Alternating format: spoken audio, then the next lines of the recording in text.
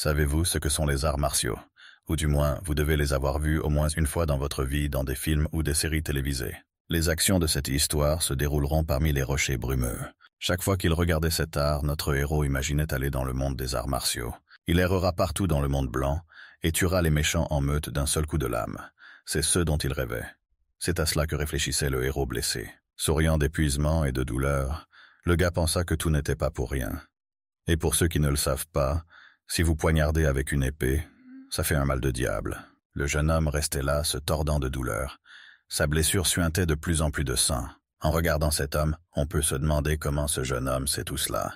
Avec une vitesse incroyable, quelqu'un se précipitait sur lui. C'était une foule d'hommes armés. On ne pouvait pas les compter. Mais le garçon restait immobile, émettant une douce lumière de lui-même. Et c'est ainsi que le fantasme du héros s'est réalisé pour lui. Le gars a juste commencé à lever la main. Il se tenait seul face à un groupe d'artistes martiaux. Notre héros se leva et regarda les gens qui volèrent vers lui avec un regard sévère. En avançant la main, il cria quelque chose à propos d'invocation.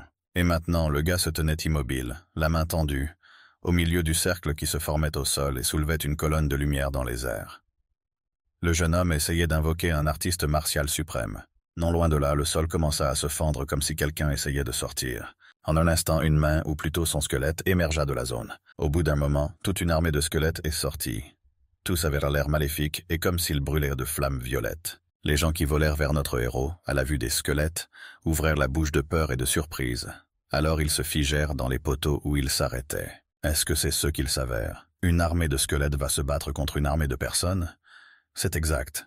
La bataille avait commencé. Ce squelette semblait être de très bons combattants. Ils ont continué à attaquer les humains. Et les squelettes, incapables de riposter, se sont envolés sous les coups. Notre héros se trouvait quelque part à proximité, toujours debout, un bras tendu d'où jaillissait une lumière violette. Il souriait. En un instant, sa main se serra en un poing. Tous ces combattants squelettes lui semblaient ridicules. Au moment où il serra le poing, une colonne de lumière s'éleva derrière la montagne. Quelque chose de cornu commença à grimper vers le sommet. Notre héros était véritablement devenu un artiste martial suprême, capable d'affronter des centaines d'autres. À cause de la fumée et de la poussière, ce quelque chose avait d'abord les yeux fermés. En un instant, et ses yeux s'ouvrirent. Il brûlait avec des flammes bleues au milieu de la poussière. On ne voyait même pas un visage. Notre héros ne se souciait pas du tout de l'énergie spirituelle si populaire dans les souches. Le jeune homme invoqua quelque chose de terrible. Ce quelque chose était une pierre ou même un squelette avec des flammes bleues flamboyantes à l'intérieur. Mais de quel squelette? Il avait aussi des ailes, immenses et déchirées en toutes sortes d'endroits. Il était assis au sommet d'une montagne. C'était comme un diable sorti de l'abîme. Les gens étaient déjà désespérés. S'ils étaient probablement habitués au squelette, quelle était cette créature? Et en regardant cette créature prête à tout démolir sur son passage, le sang se glaça dans leurs veines. Et maintenant, je me demande comment ce jeune homme, le véritable paria dans la vraie vie, est devenu le plus grand artiste martial de Murima. Eh bien, commençons l'histoire de notre héros. Par une nuit étoilée, quelque part dans les montagnes de la limite sud de Xi'an, province du Shaanxi, un jeune homme ouvrit la bouche et fit jaillir du sang. C'était un jeune homme qui était à genoux et appuyé sur son épée.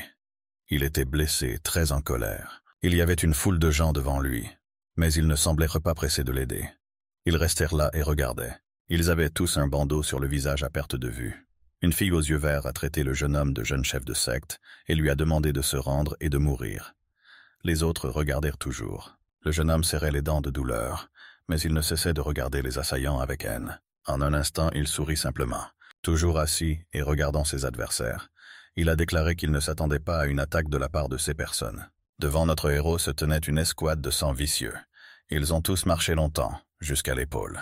Quelque temps plus tard, une des personnes a commencé à retirer le bandage de son visage. C'était une fille. La fille aux yeux verts, regardant directement le jeune homme, dit sévèrement que le culte démoniaque actuel devait changer, et pour leur bien, ils ont décidé de tuer ce jeune homme malgré toute l'amertume de leur cœur. La foule et ce jeune homme se trouvaient à une courte distance.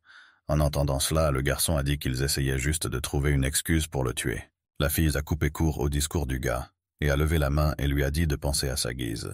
La jeune fille leva son épée vers la pleine lune, comme pour en tirer son pouvoir. Dans le reflet de l'acier, on pouvait voir la silhouette du garçon. La silhouette devenait de plus en plus nette. Il regarda ses adversaires et essaya de comprendre s'il allait mourir de cette façon. Avant de pouvoir terminer sa pensée, il retira sa lame du sol sur lequel elle s'appuyait. Il était déterminé à mourir et il n'allait pas mourir du tout. Il s'est donc rapidement levé pour agir. Le chef du culte démoniaque était son père. Il était donc temps de montrer que la pomme n'était pas tombée loin de l'arbre. Un jeune homme se tenait prêt. Il s'agissait de Cheon Woo-bak, âgé de 17 ans, et également le jeune chef du culte démoniaque. Le jeune homme était déjà prêt pour le combat, et il pointa donc son épée vers ses adversaires. Et puis il leur a ordonné d'attaquer, mais en un instant, venu de nulle part, quelqu'un a commencé à reculer vers lui. Cette personne a atterri directement sur le cou du jeune homme. Bien sûr, le cou n'a pas pu le supporter et s'est cassé. Le gars était déjà assis juste sur le cou du jeune homme. Un instant plus tard, ils tombèrent tous les deux avec un bruit sourd. C'était un gars torse nu, portant un pantalon de sport et des tongs. Les bras derrière lui, le gars se tordait de douleur dans les fesses. Et regardant tous les gens qui se tenaient en face du type, ce jeune homme a souri d'un air tordu et a demandé où il était. Commençons l'histoire de notre héros.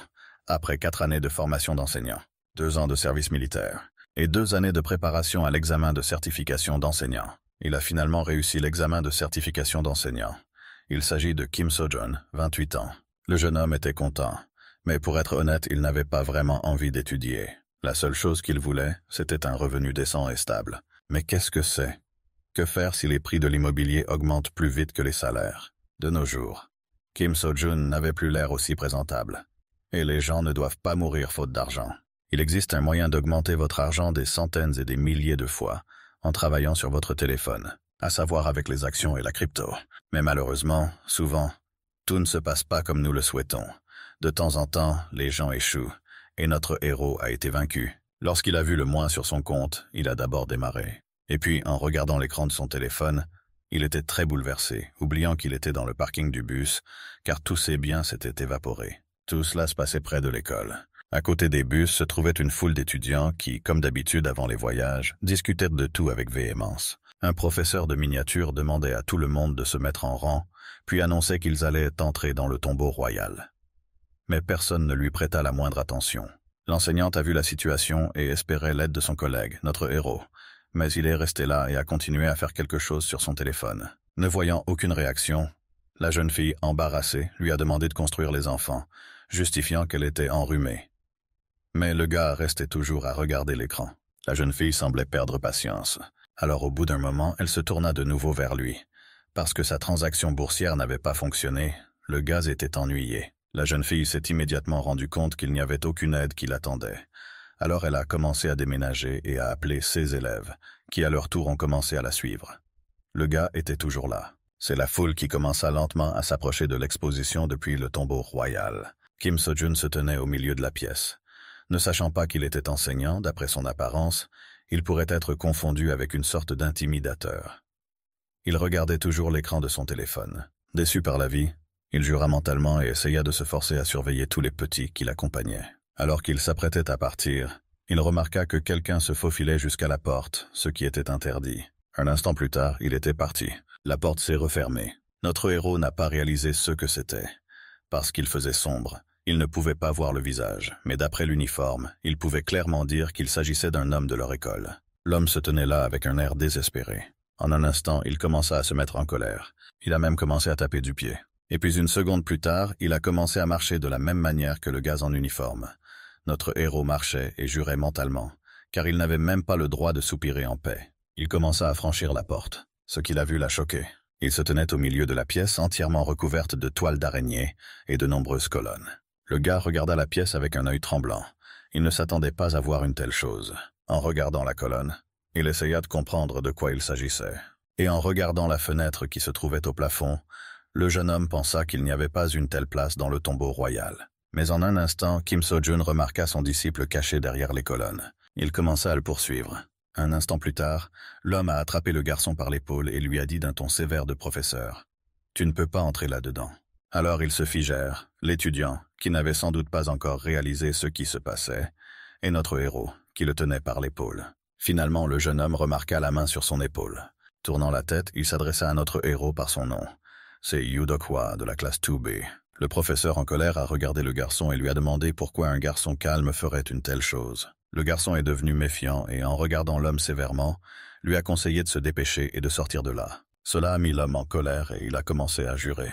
Et le disciple à ce moment-là a dit que s'il restait, une forte malédiction tomberait sur notre héros. Ces mots stupéfièrent l'homme, et quand le sens des mots lui vint à l'esprit, Il ferma les yeux et se mit à rire en disant que l'élève était un imbécile. Il est devenu extrêmement en colère et a commencé à demander à l'étudiant si c'était tout ce dont il en avait assez. Une seconde plus tard, il a posé des questions sur la malédiction. Et à ce moment-là, une lumière vive a frappé le visage de l'homme. En se retournant, il vit une quantité incroyable de pièces d'or qui semblèrent flotter jusqu'aux pieds de notre héros. Cela lui coupa le souffle d'admiration. C'étaient toutes des pièces d'or. Quelque temps plus tard, l'homme reprit ses esprits et commença à crier ce qui se passait là-bas et d'où venaient les pièces d'or. Mais à cause du ravissement, il n'a pas pu contenir ses émotions et a fermé la bouche. Mais non, il le pourrait. Incapable de se retenir, Kim So-jun lâcha son disciple et se dirigea vers les pièces. Pour s'assurer que les pièces étaient authentiques, il en prit une et essaya de la mordre. À son insu, il réalisa que les pièces étaient en or pur. Sans perdre de temps, l'étudiant est également venu s'asseoir sur un genou près des pièces de monnaie. Il en prit même un dans ses mains pour l'examiner. Le garçon au regard pensif essaya d'y voir quelque chose. De petits fantômes ont commencé à tourner autour de la pièce. Les yeux du garçon s'écarquillèrent, et il réalisa que sa supposition était correcte. Les mauvais esprits vivent dans ces pièces. Pendant ce temps, le professeur se levait d'un air moqueur. En entendant la raillerie, l'étudiant tourna son attention vers lui. La nature avide du professeur s'est réveillée, et il a commencé à rire d'une manière méchante. Son esprit tournait déjà en pensant à un profit net. Juste comme ça, ils étaient devant la pile de pièces. L'élève à genoux qui le regardait et le professeur qui réfléchissait à la mobilité, qui ne peut que rêver dans leur société. Mettant une énorme pièce d'or dans sa poche, Kim So-jun a déclaré à l'étudiant qu'il n'y avait que deux choses qui pouvaient changer toute cette mobilité: les actions et la crypto. En déboutonnant sa veste, le professeur a déclaré que lorsqu'il avait perdu toutes ses économies en actions et en crypto, qui augmentaient depuis des mois, il pensait que le ciel l'avait maudit. L'homme commença à ôter sa coiffe pour récupérer le plus de pièces d'or possible. Une fois qu'il eut la bonne quantité, l'homme fit un nœud, toujours en train de regarder la pile de pièces d'or. Il n'arrêtait pas de répéter à l'étudiant que tout le monde a une chance dans la vie, et il n'était pas idiot de le gaspiller. L'homme avait l'air possédé. Même après qu'il n'ait plus de place nulle part, le professeur a continué à ramasser les pièces d'or. Le garçon regarda son professeur et dit langoureusement qu'à ce rythme-là, il serait bientôt récupéré. L'homme était définitivement possédé, mais il s'est quand même retourné et a déclaré que sa vie était déjà un enfer. Et puis il a commencé à accepter même une malédiction, car le monde était un endroit terrible sans argent. En un instant, le sol commença à se fissurer sous lui. Sous notre héros, le sol s'effondrait littéralement sous ses pieds. Il fut surpris de la tournure des événements. Tous deux se regardèrent, ou plutôt échangèrent une horreur qui se lisait dans leurs yeux. En un instant, ils s'envolèrent. Mais où aller? Notre héros, pendant le volume, a seulement regretté de ne pas avoir réussi à retirer les pièces. Ils volèrent dans un trou noir. Celui qui trouble la paix du roi mérite d'être maudit. Notre héros a survolé un sujet. À leur vue, l'homme fut horrifié. Alors qu'il passait, une voix inconnue lui dit qu'il devrait passer un test à travers ce monde, faire face à des épreuves et vivre parmi les morts pour le reste de sa vie. La main de notre héros commença à brûler, puis son âme commença à se séparer de son corps. C'était insupportablement douloureux. Cela a fait crier et pleurer Kim So-jun. En un instant, un signe apparut devant lui indiquant qu'il s'était manifesté en tant que joueur. Le gaz était toujours surpris de ne pas être mort. Notre héros a volé en spirale, et au-dessus de lui se trouvaient des panneaux avec des inscriptions indiquant qu'il avait reçu la classe de nécromancien et qu'il avait également reçu la compétence de créer un squelette. Il y avait également un avertissement selon lequel il serait capable de créer son premier squelette après avoir tué son ennemi. Nous revenons donc au point où il s'est effondré sur un gars qui était sur le point de combattre une foule de gens. S'appuyant sur ses bras par derrière, l'homme essayait de réaliser où il se trouvait. Assis sur l'herbe, notre héros essayait de comprendre pourquoi son pantalon était si ample. Et en regardant ses mains, il essaya de comprendre pourquoi elles avaient rétréci. Kim So-jun semblait réaliser ce qui se passait, et il était couvert de sueur à cause de sa supposition. Il était horrifié de penser qu'il avait rajeuni, et puis il a finalement remarqué les gens qui se tenaient en face de lui, et puis il a été horrifié.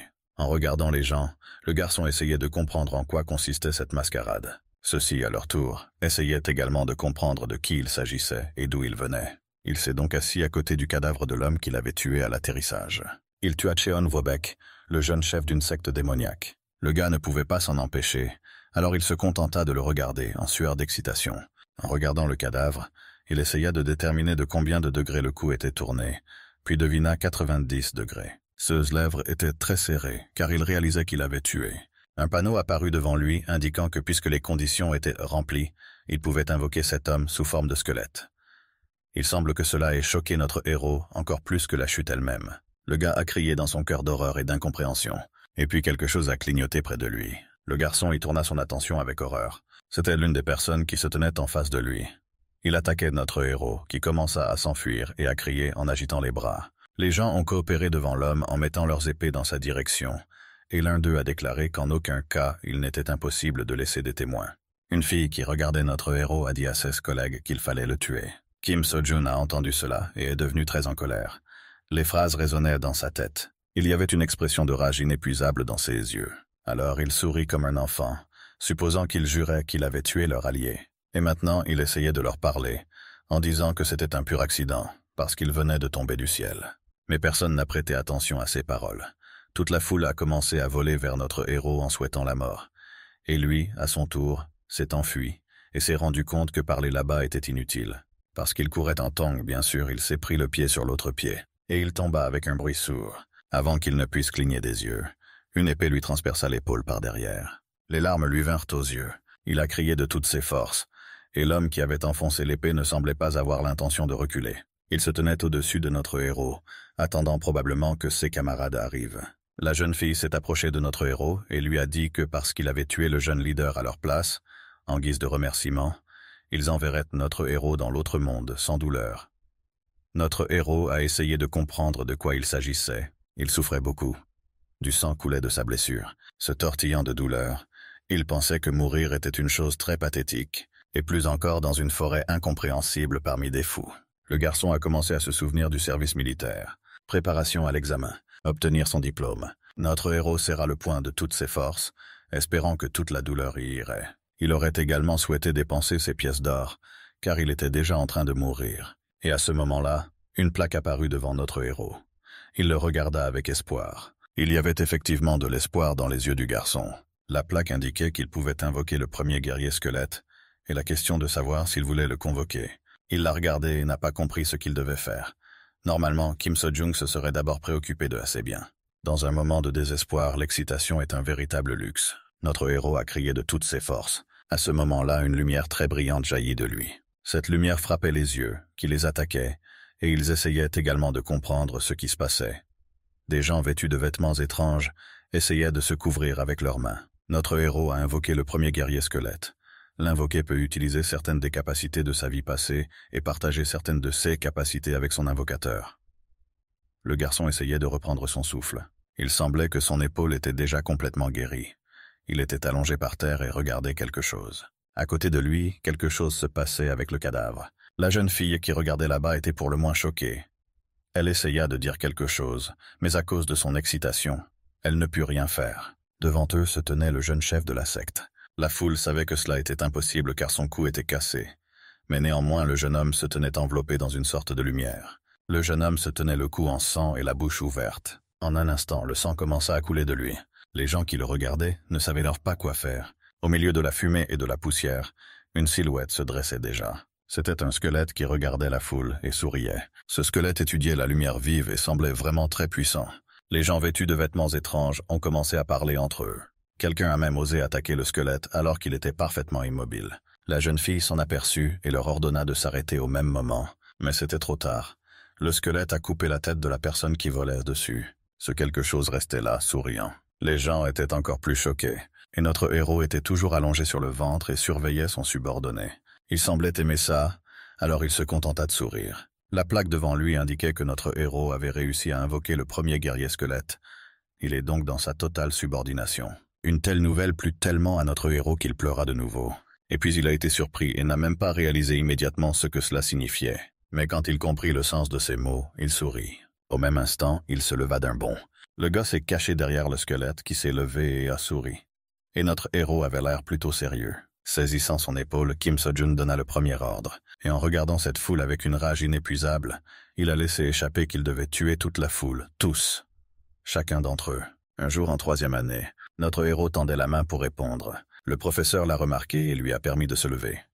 L'heureux garçon, sans une dent, mais toujours souriant, dit bonjour à tout le monde et se présenta en tenant un morceau de papier devant lui. Le jeune homme enthousiaste commença à dire qu'il rêvait de devenir riche. Ce rêve l'accompagnait depuis l'enfance et pour le réaliser, notre héros a travaillé sans arrêt. Il a travaillé, même quand c'était mauvais. À cause de tout ce surmenage, le jeune homme ne pouvait pas résister au corps et il saignait donc souvent du nez. et même s'il n'avait pas envisagé toutes les richesses. Mais finalement, quand son rêve est presque devenu réalité, le gars est tombé à travers le sol et s'est envolé vers une destination inconnue, atterri dans une forêt au milieu des montagnes. C'est dans ces mêmes montagnes qu'il essaya son pouvoir, ou plus exactement sa malédiction. Lorsqu'il invoqua les squelettes, il y eut un énorme éclat de lumière. La lumière était trop vive. Au début, l'équipe armée restait là. Tous ont essayé par tous les moyens de se mettre à l'abri de cette lumière vive. Ce n'est qu'un squelette, celui qui était déterminé à se battre et prêt à défendre son maître par tous les moyens nécessaires. Les vivants étaient stupéfaits à la vue des morts vivants, mais ce quelque chose serrait son épée de plus en plus fort. Sans un instant d'hésitation, il s'est envolé dans les airs vers les gens qui se tenaient là, incapables de bouger. Le squelette appréciait de telles actions. C'était comme s'il était mort pour renaître pour le combat. Le mort-vivant volait avec son épée sans se soucier de qui était sur le chemin, et tuait ainsi les gens d'un seul coup. L'un des gens ordinaires s'est mis en travers de son chemin, mais il était presque mort. Le gars derrière lui ouvrit de plus en plus les yeux avec horreur. Il ne savait pas quoi faire ensuite. À la fin, il se contenta de fixer quelque chose qui volait déjà vers lui. Ce mort-vivant était déjà juste au-dessus de l'homme. La jeune fille, qui, autant qu'on pouvait le penser, était leur principale, vit le sang voler dans toutes les directions et devint furieuse. Elle resta là, ne se levant toujours pas pour voir ce qui se passait finalement. Debout entourée de ses hommes, la dame a ordonné à tout le monde de ne pas paniquer et de se préparer à attaquer. À ce moment-là, notre héros se tenait l'épaule dans la main et semblait également essayer de comprendre ce qui se passait. Il était si pensif qu'il fronça même les sourcils. Le gars se tenait caché derrière un squelette qui se tenait devant une escouade de personnes qui étaient sur le point de voler vers ces deux-là. La jeune fille a ordonné de couper les membres du squelette. Le gars qui entendit le dernier commença à transpirer d'excitation. La jeune fille n'arrêtait pas de crier qu'un squelette ne pouvait pas avoir d'énergie interne. Ce qu'il peut faire, c'est balancer une épée de gauche à droite. Le gars a entendu la fille et lui ordonné d'attaquer sans crainte, et il y a réfléchi encore plus. Les mots liés au papier peint tournèrent dans sa tête. À un moment donné, il a souri.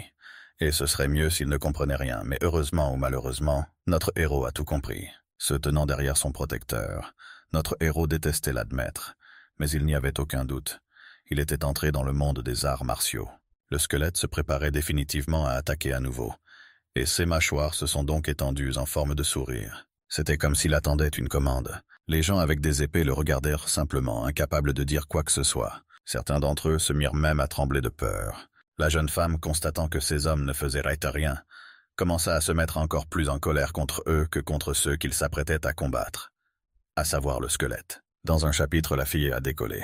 Elle s'est précipitée à une vitesse incroyable en criant à tout le monde de s'écarter, et elle le ferait toute seule. Au même moment, les morts vivants restaient immobiles. Mais la jeune fille était déjà très proche. La jeune fille a couru presque jusqu'à lui et a crié qu'elle allait couper la tête du jeune leader. Elle était pleine de rage et de haine. Mais sans s'y attendre, une bagarre éclate. C'était si féroce que seules les étincelles des épées volaient dans toutes les directions. La jeune fille essaya de se demander comment cela était possible. Après tout, cette bataille ne faisait pas partie de ses plans. Leurs épées s'entrechoquèrent. En un instant, le mort-vivant sortit une deuxième épée derrière son dos. Les choses sont devenues encore plus tendues. La jeune femme a essayé de gérer la situation du mieux qu'elle a pu. Sa rage grandissait à un rythme incroyable. Incapable de résister, elle glissait déjà en arrière. Le squelette était trop agile et attaquait donc la dame très souvent. Leur combat était visible de très loin, comme la lumière tombait très haut et très large. Et finalement, la jeune fille a réussi à gagner un peu de temps en renversant son adversaire. À ce moment-là, une certaine surprise et même une certaine compréhension apparurent sur son visage. En regardant le squelette volant, la jeune fille réalisa que c'était l'art martial du jeune leader. Juste comme ça, il se battait quelque part dans un champ sous la lune. De la bouche ouverte de la jeune fille, un petit filet de sang coulait. Et maintenant, le squelette se dressait au-dessus du corps vaincu de son rival. Le mort-vivant baissa la tête en souriant, narguant les autres personnes. Et puis il releva brusquement son crâne souriant. Les gens, déjà effrayés, se sont levés et préparaient déjà un plan d'évacuation. Certains bouillonnèrent de colère. Il y avait même un casse-cou qui criait et appelait au combat. Les gens ont commencé à attaquer le mort-vivant des deux côtés, mais il restait toujours immobile. Mais après avoir attendu le bon moment, il les fit tomber d'un seul coup. Un jeune homme plein de rage et de courage s'est précipité sur les morts vivants par derrière. Il s'approcha si près du squelette que son épée pénétra dans le dos de la créature. Voyant son exploit, le garçon sourit. Son épée était toujours, lui semblait-il, enfoncée dans le dos du squelette. Le crâne du chef mort commença lentement à se tourner vers le garçon. Dans un chapitre, les choses ont tourné brusquement et le garçon n'a pas compris ce qui se passait. Sur son visage se figea une grimace d'horreur et de désespoir. Le mort était immortel. car il était déjà mort. En un instant, il coupa le courageux jeune homme en deux. Au même moment, une autre personne derrière lui a poignardé le mort-vivant de part en part. Réagissant trop rapidement, le squelette a fait la même chose à cet homme auparavant. Mais les gens ne parvenaient pas à se calmer, alors ils ont essayé de poignarder le mort de part en part. Mais aucune des attaques n'a abouti. Des gens ont même essayé de le poignarder des deux côtés. Tout ce qu'il a fait, c'est se pencher. Et puis, d'un mouvement de bras, il a abattu des gens en même temps. Et il tombait mort, éclaboussé de sang. Et le mort a ensuite retiré calmement toutes les épées de son corps. Car rien n'a fonctionné contre le squelette qui est revenu d'entre les morts. En un instant, il lâcha son épée. Et puis le deuxième, et ils se sont effondrés au sol avec un bruit fort. Notre héros regardait avec un sourire aux lèvres. Mais en un instant, il se sentit malade et effrayé. D'après ce qu'il avait vu ou réalisé, il transpirait d'excitation. Le squelette se tenait au milieu des corps. Et Kim So-jun, à ce moment-là, restait là, regardant complètement, mais s'accrochant toujours à son épaule douloureuse. C'était comme si le squelette réfléchissait à ce qu'il avait fait. Il n'y avait même pas de corps, mais même des gens dépecés. Notre héros a été écœuré par ce qu'il a vu. Le gars est même devenu vert. C'était la première fois de sa vie qu'il assistait à un tel massacre. Il se souvint que, dans un accès de colère, il avait ordonné de tuer toutes les personnes qui se tenaient en face de lui. La culpabilité semblait submerger notre héros, parce qu'il se tenait là, trop excité pour tout regarder. Mais ce type n'avait pas le choix. Soit il était à eux, soit ils étaient à lui. Le jeune homme toucha à nouveau son épaule et serra immédiatement les dents de douleur. Et peut-être en ordonnant à nouveau à son nouvel ami, le garçon lui a dit qu'il devait sortir de là immédiatement, car il pourrait y avoir plus de monde là-bas. En un instant, quelque chose attira son attention. Sous l'arbre gisait sa pile de pièces de monnaie, qu'il avait rassemblées en toute hâte dans le tombeau. Oui, c'était bien eux. Le garçon se souvenait à quel point il avait été heureux. Il se rappelait aussi avec quelle avidité il les avait récupérés. En les prenant dans ses mains, il se rendit compte qu'il était soulagé, car il avait déjà oublié ses pièces, surtout que tout cela était pour elle. Mais ce que vous avez encore surpris notre héros, il commença lentement à regarder son reflet dans l'étang. Pendant un moment, il essaya de regarder attentivement, mais tout était flou. En un instant, le reflet devint clair. Il y avait un jeune garçon avec des traits du visage très agréables. Voyant cela, le garçon fronça les sourcils et réalisa qu'il n'avait pas tort. Il était devenu plus jeune. Juste comme ça, il s'est assis au bord du réservoir sous la lune et le ciel étoilé parmi les montagnes de la forêt sauvage. Au début, quelque chose l'effraya. Et pourquoi? Il rit méchamment. En prenant son sac de pièces de monnaie, le gars s'est rendu compte qu'il ne se souciait pas de savoir ce qu'il était, jeune ou pas, et en principe, dans quel genre de monde il se trouvait. Jetant l'argent par-dessus son épaule, il réalisa que tant qu'il avait de l'argent, il s'en fichait, même s'il était en enfer. En un instant, le gars s'est arrêté, et puis j'ai marché le long de la route sous la pleine lune. Les personnes tuées par les morts vivants gisaient toujours de la même manière sur le champ de bataille. Le garçon errait parmi les rochers brumeux, quelque part dans la grande myriade de montagnes du pavillon royal du culte démoniaque. Devant le seigneur, un subordonné était agenouillé. Sur une chaise, mais plutôt comme un trône, était assis un homme âgé qui avait toujours l'air bien. En regardant la personne devant lui, il rapporta que la vicieuse escouade de sang avait été tuée. Le gars au manteau se tenait toujours sur un genou sans lever la tête. En souriant, il a rapporté qu'il avait entendu de telles nouvelles. Le vieil homme se contenta de se moquer du jeune homme, mais c'était plutôt un sourire de colère, car en un instant il changea de visage et se mit à crier. C'était comme si l'homosexuel s'en prenait au garçon. Il s'est assis là et a juste souri sans dire un mot. Puis cet homme plus âgé qui se tenait juste au-dessus du garçon lui ordonna de se rendre dans les plaines centrales. Le jeune homme écoutait tous les ordres sans lever la tête. Et puis il lui lança un regard noir et annonça qu'il ferait le nécessaire.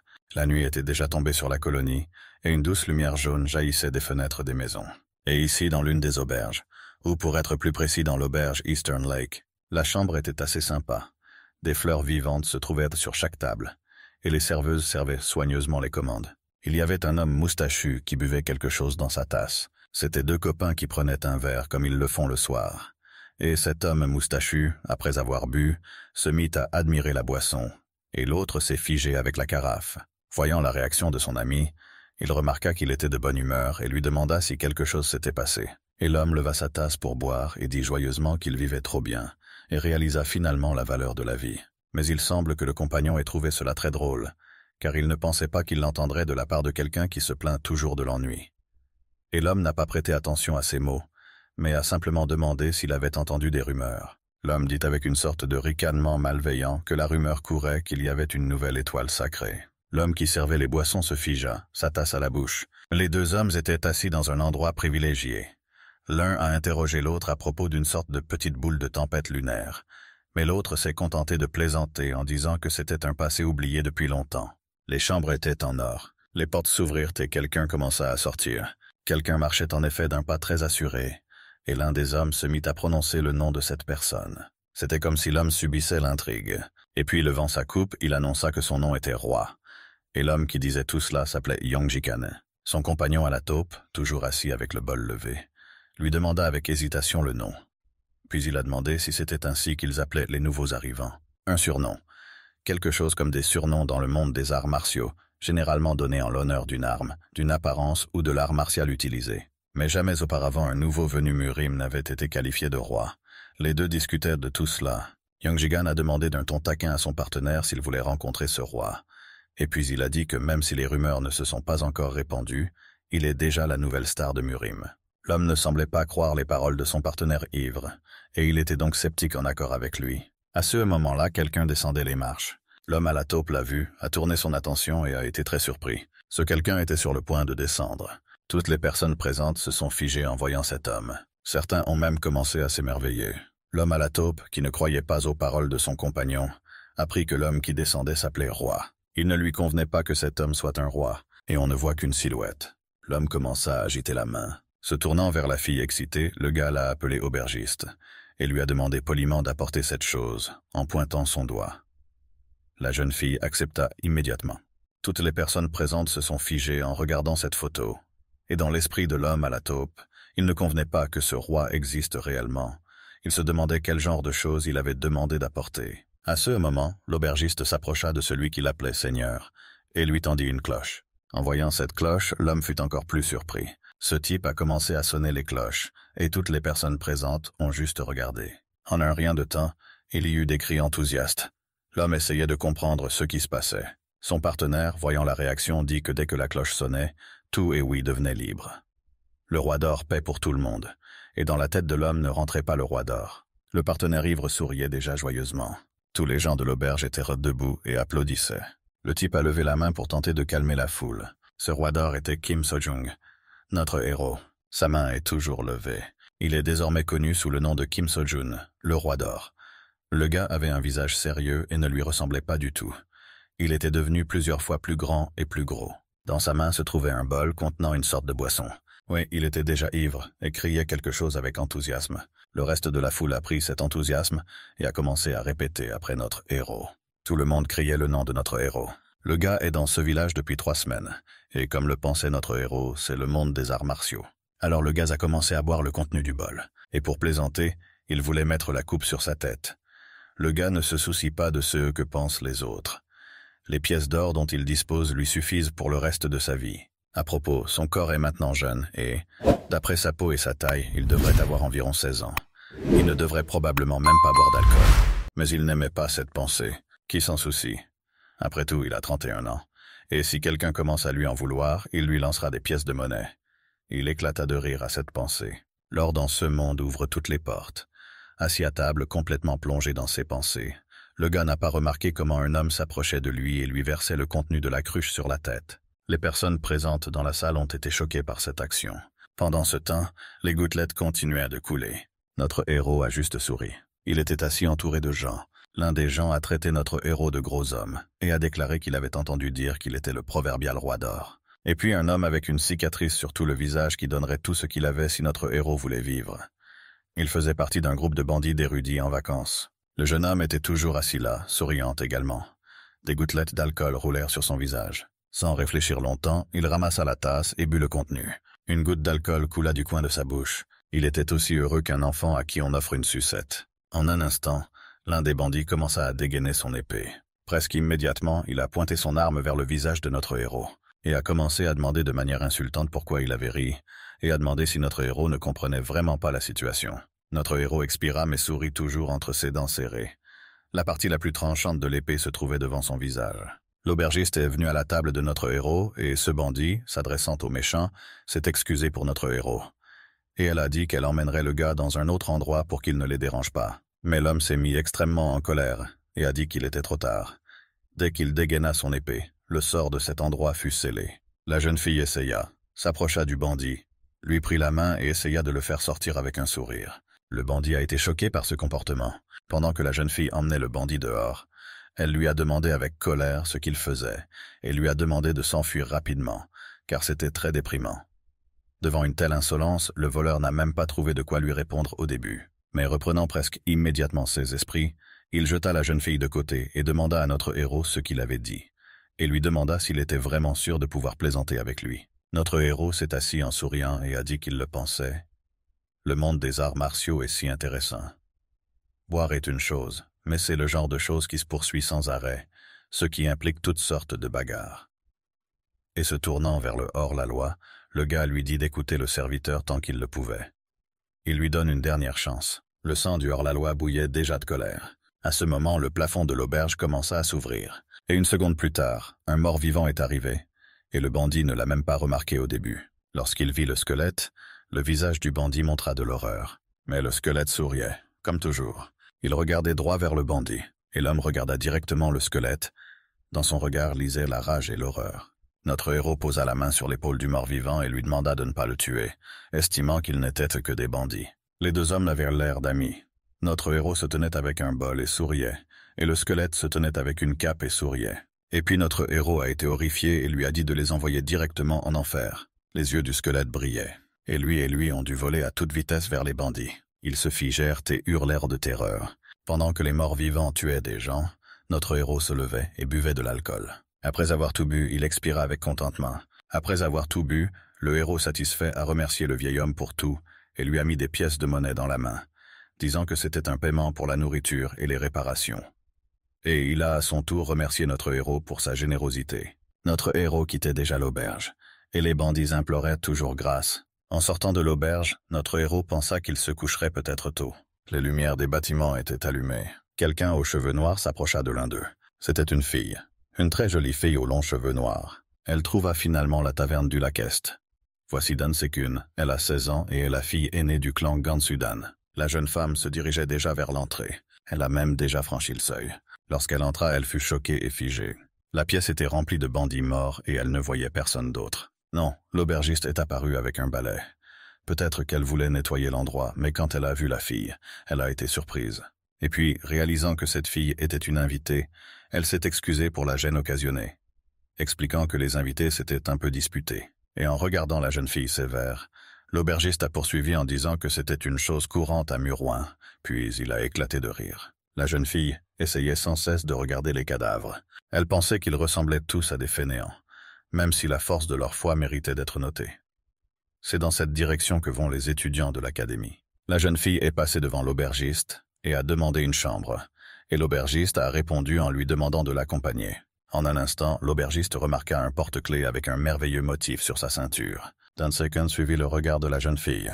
Elle a ensuite demandé ce qui n'allait pas et ce qu'elle regardait. La jeune fille s'est dépêchée de s'excuser et a dit que tout s'était passé sans le savoir. Je dirais qu'un de leurs invités portait le même motif que cette fille. Elle regarda l'aubergiste avec surprise. C'était le dessin d'un tigre en colère. À ce moment-là, un gars quelque part disait que plus il pensait à tout ça, plus il devenait drôle. Le squelette avait exactement le même insigne sur sa cape que notre nouvelle héroïne. Le héros continuait de se demander ce qu'il y avait de si spécial dans le monde des arts martiaux, si tout pouvait être pris en charge par son seul squelette. Le gars s'est excusé auprès d'on ne sait qui, et a dit que tout cela ressemblait plus à une bénédiction qu'à une malédiction. Le garçon se souvenait du tombeau, et le moment où le sol commença à s'effondrer sous lui, le moment où il volait et la matière inconnue disait qu'il méritait d'être maudit. À ce moment-là, une tablette apparut devant lui sur laquelle était écrit la bénédiction. Et puis une plaque qui disait qu'il en avait déjà entendu parler. Embrassant le squelette, notre héros vit tous ces signes et y regarda avec surprise. Puis une pancarte indiquant que notre héros n'est pas un résident de Murim, et un signe d'admiration.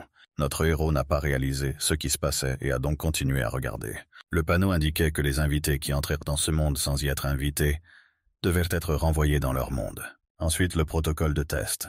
Toutes ces plaques changeaient les unes après les autres, devant notre héros, et il regardait toujours avec fascination. La plaque d'initiation au protocole de bienvenue est apparue. Initier les étapes d'adaptation du protocole d'accueil. Notre héros regardait tout cela les yeux grands ouverts et la bouche ouverte. Le panneau l'invitait à rejoindre l'honorable Académie des arts martiaux. Et puis une question lui demandant s'il souhaitait accepter la quête et les options de réponse, oui ou non. À ce moment-là, la jeune fille faisait tournoyer son insigne de tigre. En regardant l'insigne, la jeune fille a informé qu'il s'agissait d'un insigne porté par les étudiants acceptés dans l'Honorable Académie des Arts Martiaux. Chacun de leurs élèves doit porter ce badge. L'aubergiste au ballet était étonné. Et pourquoi a-t-elle dit que l'Honorable Académie des Arts Martiaux était la plus grande et la plus célèbre académie des Murim? L'Honorable Academy of Martial Arts est un établissement d'enseignement où tous les clans rêvent d'envoyer leurs successeurs. Après tout, c'est le meilleur établissement d'enseignement de Murima. La jeune fille pensait que l'homme dont parlait l'aubergiste était le premier étudiant accepté et qu'ils pourraient donc y aller ensemble le lendemain. Elle ne savait pas à quel clan il appartenait, mais s'il avait épargné ses gens sans cervelle, alors il était gentil. Après cette dernière pensée, elle se sentit bien pour une raison quelconque et sourit. À cette époque, notre héros était terrible et souriait pour une raison inconnue. Il a répondu par la négative à la question sur le squelette, toujours en serrant le squelette dans ses bras, et lui a demandé pourquoi il devrait le faire, alors il n'y aura aucun problème.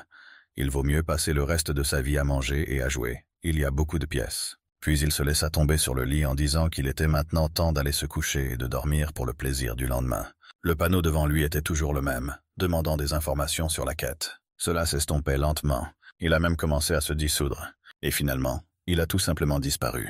Mais au même instant, devant notre héros apparut un panneau rouge avec un seul mot, avertissement. Notre héros y regarda avec surprise et peut-être même effrayé. Devant lui apparaissaient de nombreux panneaux, qui ne contenaient que quelques mots chacun. Mais ils étaient les mêmes.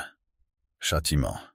Le gars s'est levé d'un bond et a essayé de comprendre ce qui se passait. Et devant lui apparut un signe indiquant que notre héros avait rejeté la quête, et en voyant cette phrase, le jeune homme fut très surpris. Et puis il y eut sa punition, qui fut la malédiction du mort. Afin de ne pas voir tout cela, notre héros a bien fermé les yeux. Et ici, il a fait attention à ses mains, qui ont perdu leur peau, exposant ainsi les os. Il s'est ainsi transformé en squelette comme son partenaire. Notre héros se souvient avoir volé vers ce monde, même volé à travers la matière, et à cet instant l'horreur se figea sur son visage. Il a crié de douleur et de peur. Le garçon s'assit sur le bord du lit, regardant sa main perdre peau et chair. Il a crié de toutes ses forces. C'était comme si sa peau fumait. En un instant, il tomba à genoux, et puis à plat sur le sol. Le garçon était allongé près de la fenêtre. Une main osseuse tendait la main vers le rebord. Ce devait être de la sueur qui coulait de ce type. Le gars hurlait de terreur. Il essaya de regarder dans son reflet, mais une voix inconnue lui dit qu'il vivrait parmi les morts pour le reste de sa vie. Et la moitié de son visage était déjà séparée de la peau et de la chair. Il y avait un squelette. Notre héros se souvenait du moment où il avait entendu parler pour la première fois de troubles de la paix du roi. Il s'assit au bord du lit, et il essaya d'apaiser la douleur dans sa main en pressant cet endroit. Il méritait d'être maudit. Et donc une partie de son visage était déjà dénudée jusqu'aux os. Notre héros devra traverser ce monde, affronter des épreuves, et vivre parmi les morts, pour le restant de ses jours. À ce moment, notre héros regarda son collègue et éclata de rire. Notre héros se tenait devant le miroir et, regardant son reflet, répétait sans cesse que cela ne pouvait pas être le cas. Son corps était nu, exactement en deux. Devant lui se trouvait une pancarte sur laquelle il était écrit que la punition de la classe était activée. Notre héros l'a vu et a commencé à exprimer son mécontentement. Puis devant lui apparut à nouveau un panneau sur lequel était écrite une proposition d'adhésion à l'Honorable Académie des Arts Martiaux, puis une question sur le désir d'accepter la quête et les options de réponse, oui ou non. Tous les héros regardèrent cela avec les yeux grands ouverts. Très en colère, notre héros a piétiné et a crié qu'il n'avait pas abandonné l'Académie d'Arts Martiaux et a exigé d'être immédiatement transformé en humain. Il restait là à regarder ce panneau jaune. Il disait que s'il réussissait la première quête limitée, la punition serait levée. Notre héros n'a pas du tout aimé ça. Le panneau lui demandait déjà s'il voulait accepter la quête. Le gars a ouvert la bouche et a dit qu'il n'avait pas le choix. Avec un doigt osseux, il appuya sur accepter. Ensuite, il y avait une inscription indiquant qu'il avait accepté la quête. Notre héros se tenait devant ce panneau sans bouger. Puis il y a eu une inscription de salutation et que la quête commence. Le panneau disait « Quête salutation 1 ou 2 s'il vous plaît. Le lendemain matin, rencontre le noble au premier étage du tract. » Il faisait déjà jour dans la colonie. Et maintenant, le soleil était déjà au zénith. Il éclairait les maisons. Elle s'infiltrait par les fenêtres des chambres. Une jeune fille marchait en tenant son épée. Elle marchait comme si elle avait peur de quelque chose. En même temps, elle regardait attentivement quelque chose. Elle remarqua une énorme fissure dans le sol, comme si quelqu'un y avait atterri. Mais cette fissure avait la forme d'une toile d'araignée. La fille, en le regardant, a essayé de comprendre au moins quelque chose. La jeune femme commença à se souvenir de cette soirée, et au moment où elle a entendu parler du nouvel étudiant. Et ces gens assassinés. Et même le moment où elle pensait que cet étudiant était définitivement une personne gentille, même si elle souriait encore à cette pensée. La jeune fille s'est sûrement rendu compte que même s'ils ne se rencontraient pas maintenant, ils se reverraient bientôt à l'académie. Par conséquent, la jeune fille se dirigeait déjà avec confiance vers la sortie. En ce moment, dans les escaliers, quelqu'un portait de lourdes chaussures. La jeune fille elle-même y a attiré l'attention et a été très surprise. C'était notre héros qui descendait avec son squelette. Seulement, il semble qu'ils aient changé de manteau. Notre héros portait la cape du squelette et il portait un drap rose. Il portait l'emblème d'une académie honoraire d'arts martiaux. La jeune fille ne pouvait pas le quitter des yeux, et notre héros avait l'air terrifiant. Une partie de son visage était sans peau et sans chair, et il semblait de mauvaise humeur. Ce qui était autrefois un joli visage semblait désormais moins attrayant. Une partie était écorchée, et l'autre partie n'était qu'un crâne nu. Ils étaient toujours par le même chemin s'ils se dirigeaient vers la fille. Notre héros fronça les sourcils à sa vue. La jeune fille a vu notre héros penser au fait que la veille, c'était tout ce qu'il avait arrangé là-bas. Mais le jeune homme, pour une raison quelconque, s'est mis en colère. Il pensait que la jeune fille était un noble. Il essaya de comprendre de qui il s'agissait et ce qu'il devrait faire à la fin, si on ne lui expliquait rien du tout. Alors ils se tenèrent face à face et se regardaient avec surprise. La jeune fille sourit chaleureusement et dit qu'elle était très heureuse de les voir. Elle s'est présentée sous le nom de Sekon et a dit qu'elle appartenait au clan Dan. Notre héros n'a probablement pas entendu cela, car il la regardait simplement d'un air interrogateur. Et puis il grimaça suite à une intuition qui lui était propre, parce qu'il s'agissait en réalité d'un homme de 31 ans. Et il ne pouvait pas se rendre compte que ce Ditio était un noble. C'est ce qu'il pensait de la fille qui se tenait en face de lui. Il y eut un silence gênant entre eux trois. En un instant, la jeune fille sembla se réveiller de quelque chose et se contenta de regarder notre héros. En toussant, elle s'excusa et dit qu'elle avait outrepassé les limites des convenances, parce qu'elle était heureuse de voir notre héros. La fille qui toussait dit qu'elle venait d'apprendre que l'homme qui avait enseigné à ces bandits la veille était un étudiant de la même académie qu'elle. Une telle information a choqué notre héros, et il s'est donc contenté de la regarder. Et en un instant, un panneau apparut devant lui, avec l'inscription indiquant que la quête était terminée. Il a été très surpris. Ensuite, un panneau apparut, lui demandant de suivre le noble à l'honorable Académie d'arts martiaux. Et une fois que le niveau de proximité atteignait 100, notre héros recevait une récompense supplémentaire. La récompense supplémentaire était l'invocation d'un autre squelette. Notre héros n'était pas du tout impressionné par ce niveau de proximité, car il avait besoin d'un tel emmerdeur. Notre héros était d'accord après tout. Au-dessus de la tête de la jeune fille apparaissait un cœur rempli de 15. En regardant ce cœur, notre héros a regardé de cette façon avec scepticisme et a réalisé ce que signifiait ce niveau d'intimité. Puis il a supposé que si ce cœur était rempli, il pourrait produire un autre squelette. Le garçon jeta un coup d'œil à son compagnon, plus précisément au squelette qui se tenait dans un drap rose et souriait. Il avait l'air très mignon à l'extérieur, mais intimidant à l'intérieur. Mais pendant tout ce temps, les yeux du squelette pétillaient et il souriait. Le garçon se souvenait de tous les moments où ce squelette d'un jeune chef de secte l'avait sauvé, car sans lui, le fils d'un héros serait mort depuis longtemps, et même le dernier moment avec le bandit. Et puis, en regardant le squelette, j'ai pensé que s'il pouvait en invoquer un autre, il serait certainement utile. Notre héros sourit avec contentement, mais la fille ne comprenait pas ce qui se passait avec ce type, alors elle s'est simplement renseignée. Et notre héros n'a pas remarqué comment il était tombé dans une sorte de transe, et elle a donc simplement demandé ce que la fille attendait de lui. Et notre héros a immédiatement souri, et a dit qu'il était simplement heureux de pouvoir atteindre l'académie avec la fille. Mais la jeune fille souriante a dit que c'était elle qui devrait être heureuse de sortir avec une personne aussi jeune. Ici, ils se promenèrent dans la forêt en parlant de tout et de rien. La jeune fille a interrogé le jeune homme sur le squelette qui venait de derrière, ce à quoi le garçon a répondu que c'était son serviteur. La jeune fille répondit qu'elle avait entendu dire que les gens des plaines centrales savaient de nombreuses bizarreries. Le garçon n'a pas prêté attention à cela. Alors, il a simplement demandé à quelle secte appartenait la fille, et la jeune femme l'a simplement saisie gentiment et a dit qu'elle appartenait à une petite secte avec tout le monde. Et puis le gars a commencé à couvrir la fille de compliments. La jeune fille n'arrivait pas à se calmer, alors elle a demandé à notre héros quel type d'arme il utilisait. Et puis, comme brisée, elle s'est excusée pour cela, parce que les gens valorisent leurs armes comme leur propre vie, et elle a demandé à notre héros, et c'était très stupide de sa part. Et notre héros n'a pas entendu les excuses de la jeune fille. Il a juste ri et a dit qu'il était également qualifié pour les épées. Le gars n'était déjà pas satisfait du fait qu'il avait décidé de sortir avec cette fille. Après tout, elle ne pouvait pas se taire. Mais en regardant le cœur au-dessus de sa tête, où l'on peut déjà voir 51%, le jeune homme s'est rendu compte que tout cela n'est qu'à son avantage, car le niveau d'intimité augmente. Et ainsi ils marchèrent tous les trois à travers la forêt. Au moment où la fille parlait encore, Notre héros entendit un bruit étrange, mais au bout d'un instant il crut l'imaginer. Non, il ne l'imaginait pas. D'innombrables couteaux tombèrent du ciel. Le garçon fut horrifié quand il le vit. Il a vu que tous ces couteaux volèrent droit sur la fille, mais elle n'y prêta aucune attention.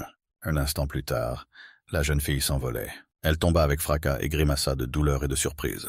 Et elle regarda quelque chose avec perplexité. C'est notre héros qui a jeté la fille de côté, prenant ainsi sur lui tous les couteaux volants. La jeune fille n'a pas réalisé que cela venait de se produire, et elle a donc simplement regardé tout cela avec perplexité. En regardant notre héros, qui se tenait avec des couteaux dans la poitrine, elle se demandait pourquoi il avait fait cela. Et le jeune homme se retourna avec un regard sérieux, et demanda comment se sentait la jeune fille. La jeune fille était ravie de l'action du jeune homme, alors sans le quitter des yeux, elle dit qu'elle allait bien. Kim So-jun semblait être un héros pour la jeune fille.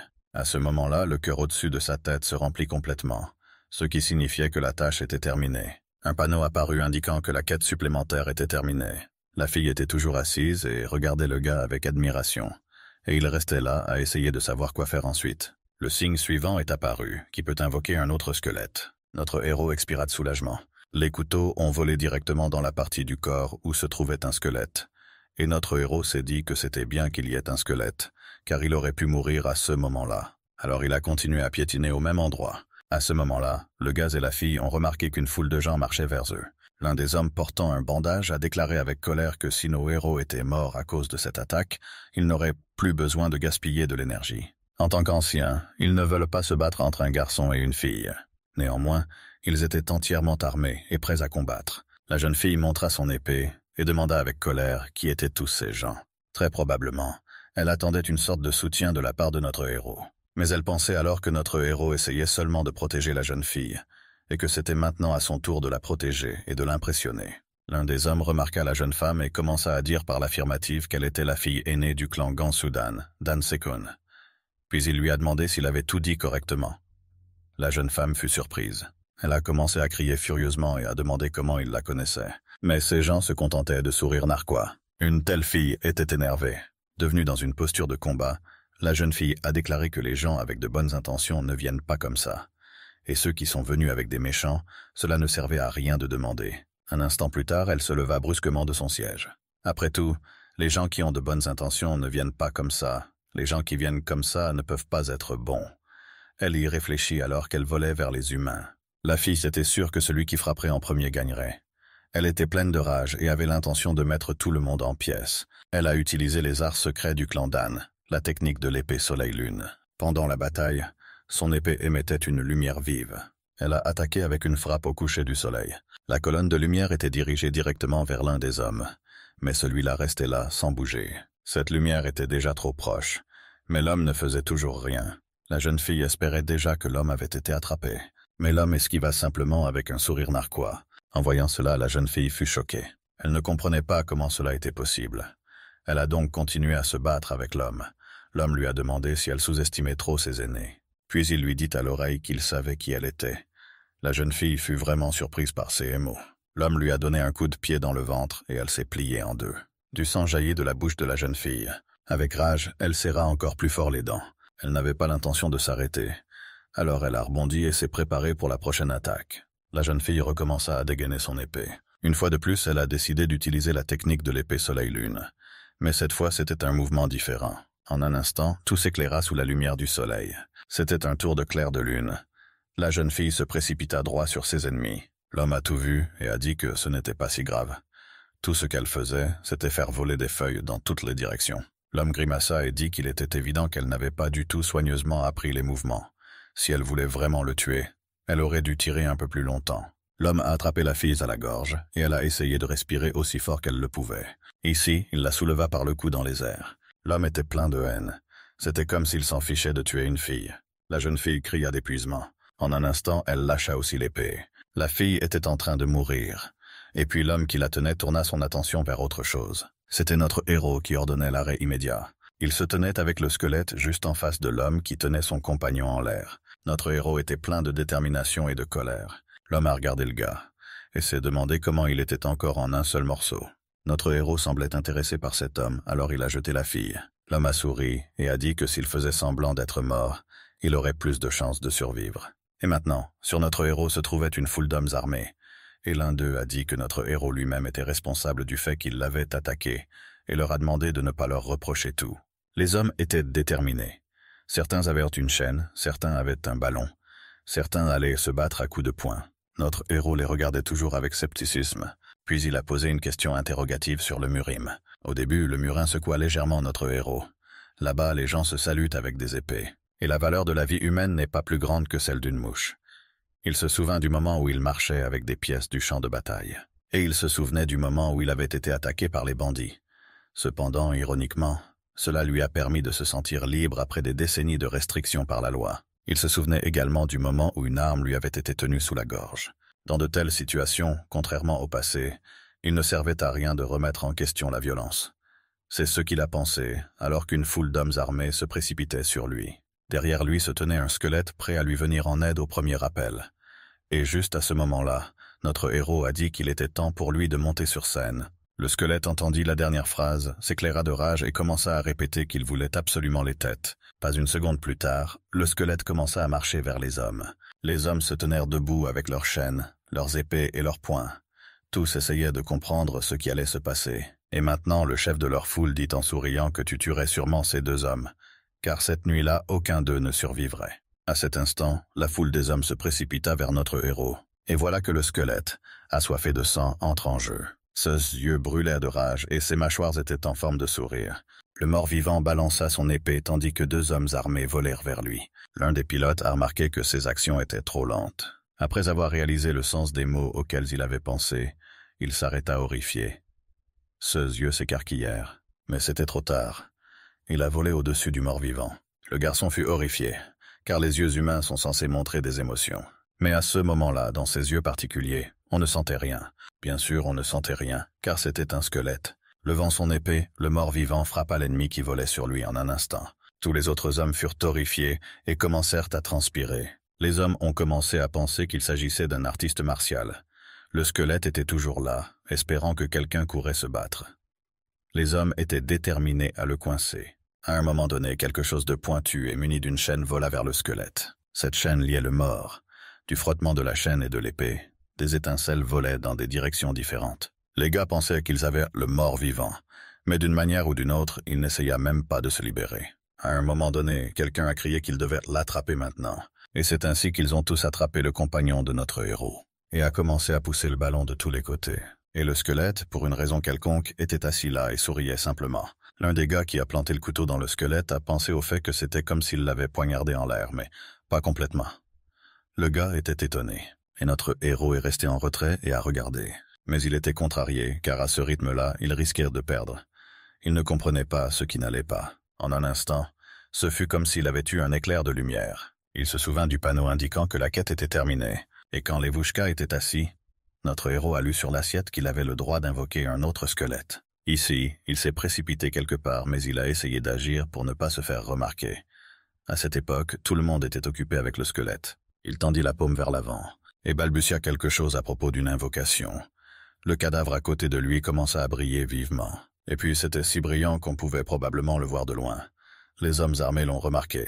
C'était la lueur d'un homme qui avait été coupé en deux. En un instant, les deux parties commencèrent à fusionner.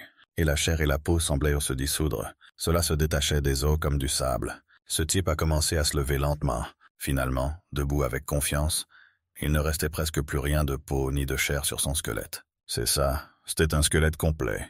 Il brillait d'une lumière vive. Seulement ce squelette était encore plus maléfique que le premier.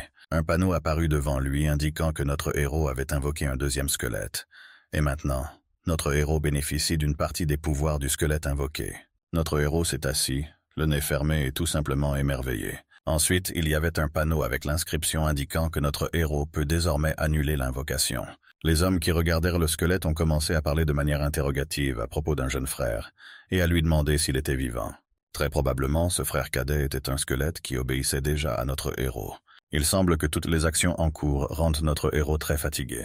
Un instant plus tard, avec une rage incroyable, il ordonna au squelette de tuer toutes les personnes présentes. Notre héros eut à peine le temps de terminer la phrase que le squelette se mit à crier et à exécuter l'ordre. Avec une force de frénésie incroyable, il s'envola vers les personnes qui tenèrent le premier squelette. Ce petit frère a décidé de se lancer dans la mêlée. Ses anciens collègues se sont retournés et n'ont pas compris ce qu'il allait faire. C'était une poignée de vide. En frappant l'air avec, une lumière violette se répandit. L'un des hommes qui regardait tout cela a essayé de comprendre ce qui se passait et de savoir si leur petit frère était encore en vie après tout. L'homme principal lui a ordonné de ne pas dire de bêtises. Après tout, il ne pourrait pas vivre avec seulement des os. Ce n'était que de la magie noire. Les hommes tenaient toujours le premier squelette enchaîné. Il essaya par tous les moyens de se libérer, mais il y parut faible. Mais un instant plus tard, il brisa la chaîne comme une ficelle. Tous ceux qui le tenaient volaient dans des directions différentes. Le jeune seigneur était furieux, même s'il riait méchamment. Les hommes qui regardèrent les deux squelettes ne savaient pas quoi faire. Le mort-vivant faisait tournoyer son épée, tuant ainsi tout le monde autour de lui. Un homme était même essoufflé par ce qu'il a vu. Il voulait dire quelque chose, mais, excité, il ne le pouvait pas. Presque immédiatement, un poing lui frappa le visage. Un osseux. C'était le deuxième squelette, qui a frappé d'un coup de poing le vide. À cette époque, un jeune seigneur combattait à ses côtés. Le chef de tous ces hommes observait tout cela confusément, entendant les appels à l'aide et les cris de ses subordonnés. Il était désespéré et a presque pleuré, car cela ne pouvait pas être le cas. Tous ses jeunes frères étaient morts, et il ne comprenait pas comment cela avait pu arriver. Il observa les deux squelettes qui se faisèrent face entourés de cadavres.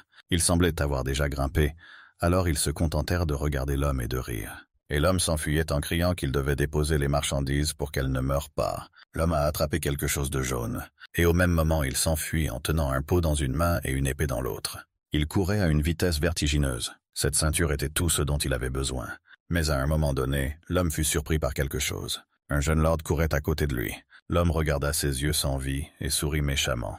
Et sur son visage, à part la peur et l'horreur, rien d'autre ne pouvait être vu. Un instant, le sang jaillit dans toutes les directions. À ce moment-là, notre héros déplaça sa compagne sous un arbre et essaya de prendre soin d'elle par tous les moyens. Ici, il a assis la fille comme il le pensait confortable. À ce moment arriva son squelette qui cria quelque chose à propos de la tête. Notre héros était content de le voir. Et en ramassant la chose que l'homme avait saisie, le squelette l'appela Golgol. Le garçon fut surpris de découvrir une telle chose. Prenant cette chose dans ses mains, il dit pensivement « Qu'est-ce qui devrait être là pour que ces gens chassent l'enfant ?» Notre héros a essayé d'y voir quelque chose. Un instant plus tard, il souriait, en supposant que je sois le trésor. Quand on ouvre cette ceinture, on voit qu'il y a une boîte. Les yeux de notre héros pétillaient, et il souriait encore plus. En regardant la boîte, il avait déjà tout aimé. Sans réfléchir longtemps, le gars a décidé de l'ouvrir. Ce qu'il a vu l'a choqué et il a même transpiré de surprise. Il y avait un smartphone. Notre héros ne comprenait pas ce qu'il faisait là et comment cela était possible.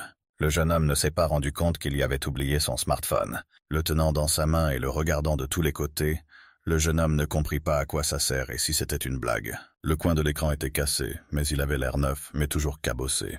Il ne comprenait pas quel genre d'enfant irresponsable avait fait cela. Et le squelette satisfait essayait de savoir s'il avait bien fait, et si son maître était content. À ce moment-là, la fille commença à se réveiller. Et immédiatement, elle a prêté attention au smartphone que notre héros tenait dans sa main.